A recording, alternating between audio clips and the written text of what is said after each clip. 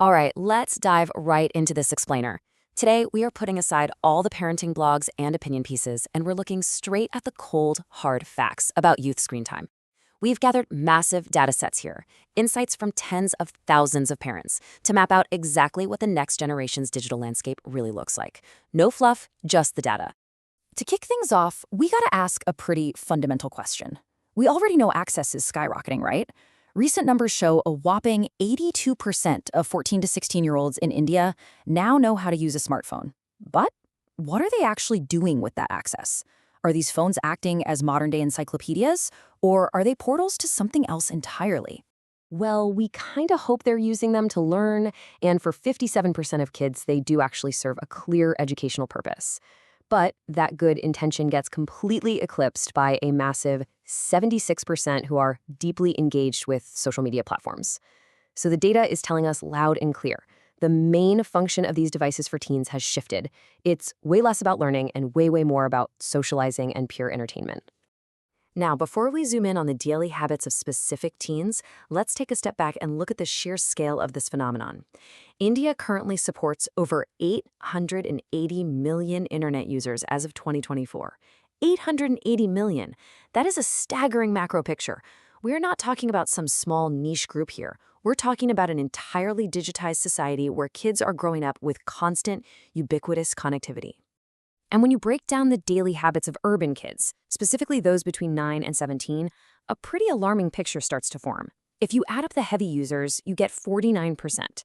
That means literally half of these kids are spending 3 or more hours every single day just staring at screens.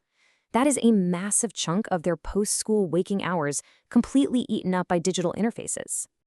And the extremes are even wilder when you look at certain regional surveys. Take Maharashtra, for example. A staggering 17% of children there are online for over 6 hours every single day. Just think about that for a second. That's a quarter of their entire day, and easily more than a third of their active time awake, completely absorbed by a screen. So that brings us to the platforms of choice. Where exactly is all this time going? The big question is figuring out what exactly is capturing these massive blocks of our kids' time. When parents identify what they see as addictive behaviors, video streaming and OTT platforms, think YouTube, Netflix, absolutely lead the pack at 70%. And right behind that, it's a dead heat between social media apps and online gaming, both sitting at 64%. It's basically a three-pronged digital ecosystem that is just incredibly effective at holding their attention. Which naturally leads us to the behavioral fallout. Let's track the symptoms of all this excessive usage. Honestly, the data paints a pretty clear picture of shifting temperaments. According to parents, the absolute most widespread symptom of this heavy usage is a dramatic loss of tolerance. A highly significant 61%, so more than 6 out of 10 parents, are watching their kids become noticeably more impatient. It's like this constant, instant gratification loop of swiping and streaming is directly short-circuiting their ability to just wait or to deal with even a little bit of boredom in the real world. And closely tracking with that impatience is a serious rise in hostility. 58% of parents of heavy screen users report their kids exhibiting aggressive behavior. When the screens finally go off, or when a parent tries to set a boundary, the reaction isn't just a disappointed sigh, it's actual friction, it's aggression. Rounding out this really intense behavioral triad, exactly half, 50% of the surveyed parents noted distinct hyperactive tendencies in their kids.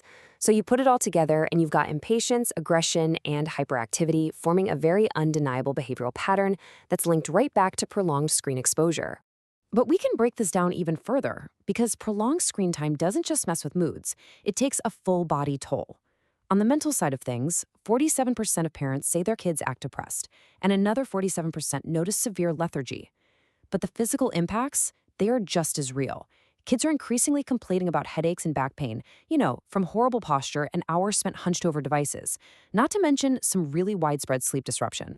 And that sleep disruption actually feeds right into our next point, the vicious cycle and the psychology of the screen trap. This step-by-step loop shows you exactly how the trap feeds itself. See, it often starts with a baseline of loneliness or maybe some mild depression. That feeling drives a child to heavy social media use just to find a distraction.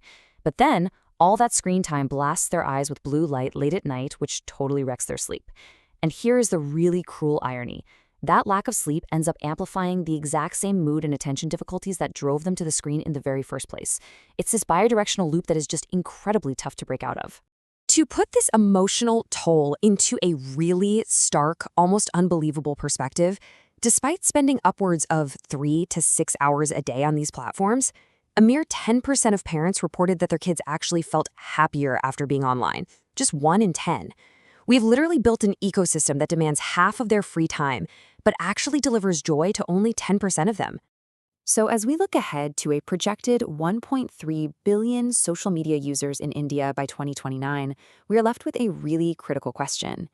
If our current data shows youth spending hours online only to harvest things like aggression, depression, and ruined sleep, what does this accelerating pattern mean for a whole generation's baseline mental health? It's a heavy question, for sure, but it's one the data demands we ask. Thanks so much for joining me on this explainer.